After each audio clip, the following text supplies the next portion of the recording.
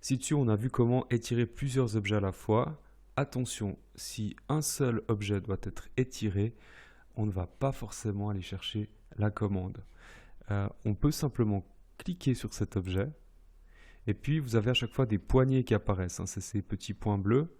Et si on zoome suffisamment quand l'objet est mince, on voit que le point bleu central permet d'étirer, comme ici, un dos de caisse et de le remettre en fond de battu. Donc c'était l'objet de ce petit exercice. Donc étirer un objet, le prolonger en utilisant sa petite poignée. On peut aussi bien sûr l'épaissir en épaisseur, hein, par exemple de 3 mm. Modifier donc une épaisseur qui serait fausse, comme ceci. Ou alors on peut venir chercher un repère et puis grâce à ce repère, aligner une épaisseur à un objet qui aurait été repéré comme la profondeur de battu. Voilà, des choses qui sont possibles donc avec les poignées. Et puis grâce à ces poignées, il est aussi possible de déformer un objet. Donc ici, on a un rectangle. Et puis ce rectangle, on veut le déformer selon ce modèle. Donc je prends la poignée de l'angle supérieur droite et puis je glisse vers la gauche de la cote de 450. Je fais pareil avec l'angle inférieur gauche. Je glisse vers la droite. Je tape 200, Enter. Et puis voilà, on a répliqué cette pièce.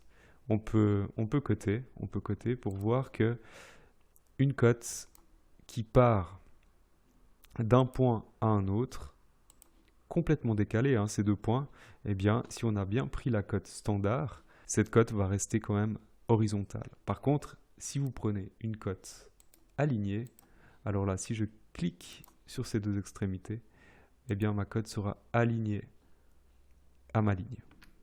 Mais si vous prenez une cote standard, je peux cliquer ici et là, des points complètement décalés, et pourtant ma cote reste bien horizontale.